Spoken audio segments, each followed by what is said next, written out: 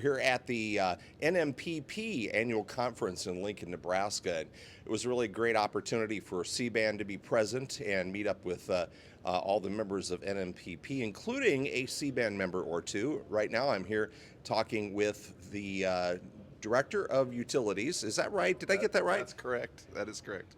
Brent Nation is with the city of Fort Morgan, Colorado, and Fort Morgan is a CBAN community member, and we were going to do this online eventually, right? And I thought, well, wait a second, we're going to be in the same place. Let's do this in person. So. Yeah, after traveling 6 hours, it seemed like a good reason to do this. So. A good use of our time after all that windshield. So, Brent, just tell everybody about, this is our member spotlight for CBAN, so tell us a little bit about the spotlight on Fort Morgan, what you guys are doing, and a little history of the utility. Perfect. City of Fort Morgan was probably fortunate back in, it's almost been 20 years ago. Fiber was brought to Fort Morgan through a Colorado project that they brought fiber into the municipalities and the county governments in the area. And so the city's been fortunate to have some fiber and run at high speeds, but the rest of our community definitely did not have that advantage. Council back in probably 2013 or 2014 started doing some studies to see what it would take to, bring fiber to the home, bring that broadband that everybody started talking about. And we got caught in that loop of paralysis by analysis. Yeah. We did study after study after study, and we were just spending a lot of money and just not getting anywhere with the project. And so we were fortunate in 2018, I think it was, our council basically just stepped up and said, hey, we recognize this as a critical, basically utility that we need to have for our citizens. Our citizens deserve to have better than what we've got. And so staff was instructed to just get it done, is what we were told in a council meeting. And so we moved rather quickly and then put some backbone fiber in. We hired a company out of the Denver area to do some design work, and we got that done. We got that dark fiber in the ground and then didn't know what to do next. And so then that led us to the conversations about, okay, do we want to run this utility ourselves, or do we want to bring somebody in?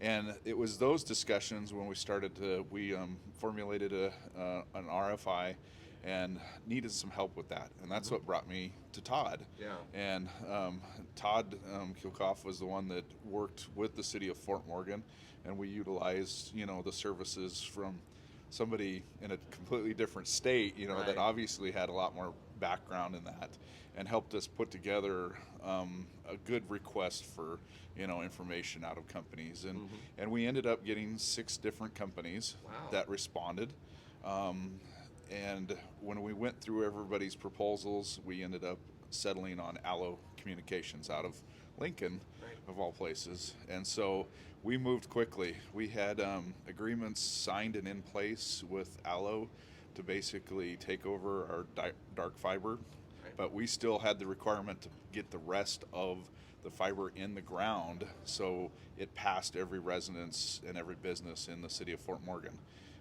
We actually started on that in early 2019, and believe it or not, before Thanksgiving of 2019, we had passed every resident. Wow. And every business, and you were able to then contact Allo and get a service drop put in. And so we moved fast, and so it's a great system that we now have. So did your crews do that installation to pass every premise? So we went out to bid, and we actually had a contractor come in and do that. Okay.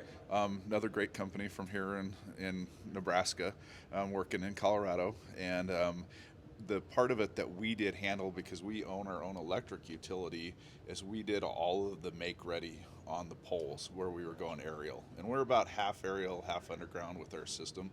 And so our electric crews made ready over 600 poles ahead of the fiber contractors. And so, yeah, it was a busy summer in Fort Morgan that year. It sounds like it. You mentioned 6 responses to that RFI. Were you surprised to see so many different providers step up and say, we want to work with you? Yeah, we really were, and we had a full gambit. We had some smaller operations, and then we had the Zaos and some of the bigger operations that wanted to come in.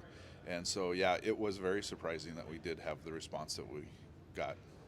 And in the end, Allo was chosen. Allo is a CBAN provider member, so we're certainly familiar with the folks at Allo, and they have since done a lot of projects similar, but not similar to yours. So we're in Lincoln, Nebraska right now, and they've partnered with the Lincoln Electric system here, but it was mostly LES put in the conduit, and then Allo ran their fiber through that. That's a little different than what you did in Fort Morgan. Yeah, and that was part of what we liked about Allo. They were very cooperative in what we wanted to see as a system, and what my council was telling me they wanted to control as a system. And so we were Allo's first venture in Colorado, and proud to say that, and they've been a great partner ever since. And now they're partnering with several other communities in Colorado. So yeah, that's a great story to tell. So look back a few years when citizens and your leaders turned to you and said, "We need help. We need better broadband." What was the situation like then that really, what was that spark that spurred real action, or at least initially with you guys, the research it took to get to action? Honestly, in the city of Fort Morgan, we were struggling with a incumbent in town, and we were in the middle of renegotiating their franchise agreement. Council was very frustrated with those negotiations. We had a lot of citizens who were just clamoring that, you got to be kidding. 1 megabit per second is the best you can do for us, and so, those voices are heard by, city council, and that's what caused the clamor, and then they directed staff to do what we did. It's amazing. Local governments can be responsive, and they have to be responsive because somebody's going to be in there banging on your desk if they don't get what they want. Absolutely. So, you talked about, I'd like to learn a little bit more about your electric utility. You mentioned you're about 50% aerial, 50% underground. What advantages do you see to your electric utility having access to this telecommunications network that you're part of? We've been able to tie in all of our substations now with the fiber because we've, gone by all of them.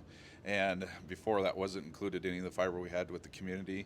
And honestly, it forced us to kind of clean up our system a lot in order to get the system ready to put fiber on and include with. And it kind of made us focus on areas that we were questioning whether we should go underground, and we kind of went ahead and went underground as in collaboration with the project, and so yeah, it forced us to kind of get some of those things kind of tidied up and working a little bit better. So you mentioned the word "make ready" before. That's kind of an industry term, but just for people to understand, that is literally making your poles, in your case, ready for someone to hang their wires on it. And like you mentioned, that's a process that you went through, and as you did it, you evaluated, well, maybe this pole's not ready for prime time.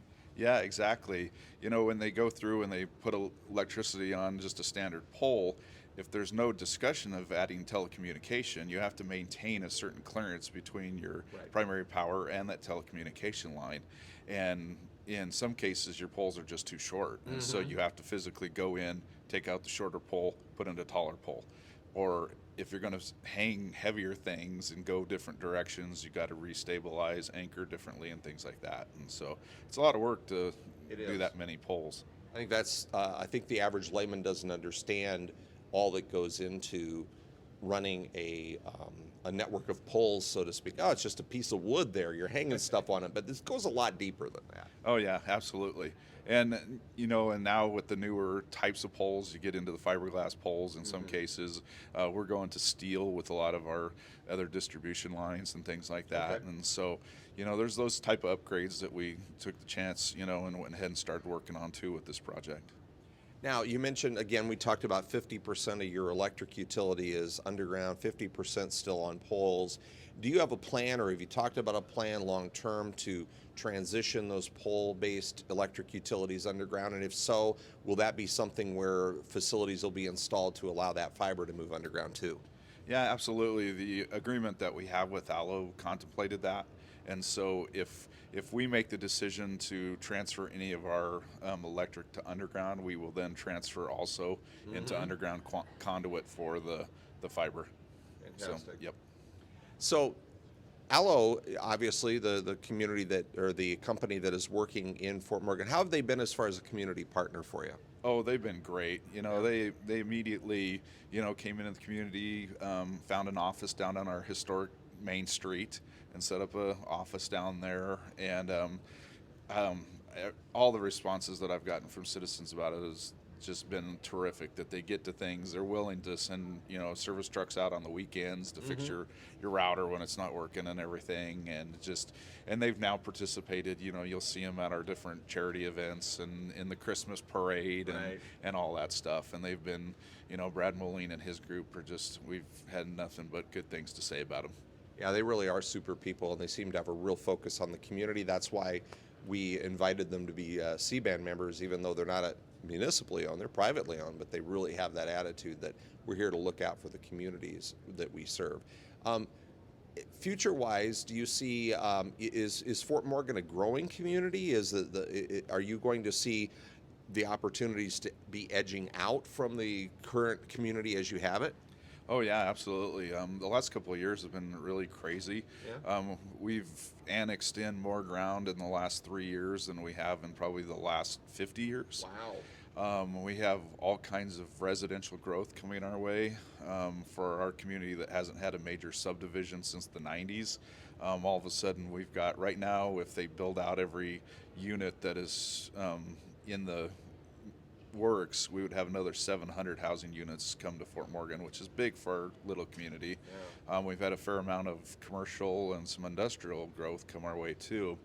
The nice thing about our arrangement with Allo is as we annex in these parcels and we start to develop them, we just send our plans for their electrical to the Allo designers, and they go ahead and design out the next stages of the fiber system and how to fix it up and work it into the system, and then we can go ahead and provide fiber then to those new growth areas.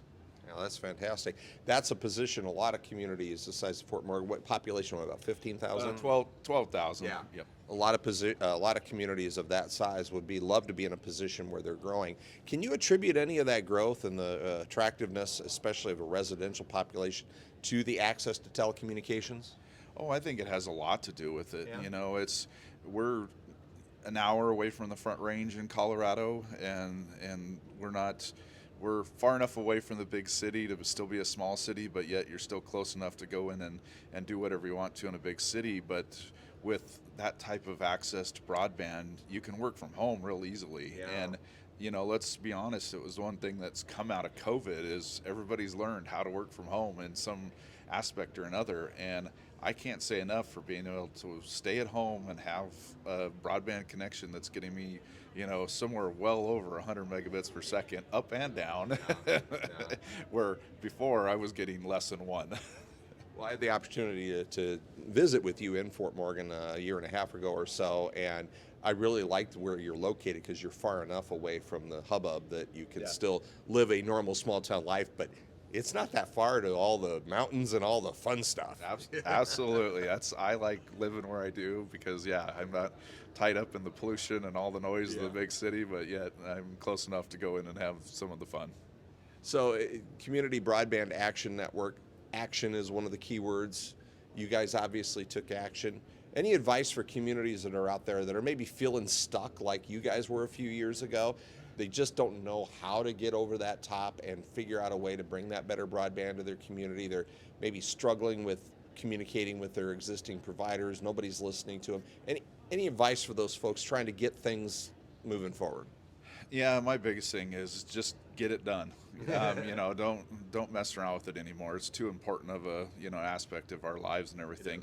And do use somebody like CBAN, somebody that has the knowledge and has the expertise to help you and direct you and can talk about funding and all the other things that go along with these projects, and have partners like Allo and things.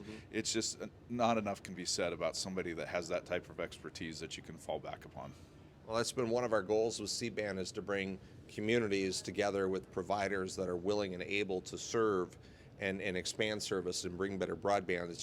It really worked out well with you guys with Allo and in the city. So hats off to you guys for all your efforts. Thank you very much. Yeah. Well, we want to thank you again. This is Brent Nation. He is with the city of Fort Morgan, Colorado, CBAN member. Thank you very much. And we're here at the NMPP annual conference in Lincoln, Nebraska, another beautiful city here in Nebraska on the Great Plains that also has done some partnership work with Allo. And we want to thank you, everybody, for joining us here. Brent, thank you for being on our community spotlight. No, thank you. This has been a pleasure.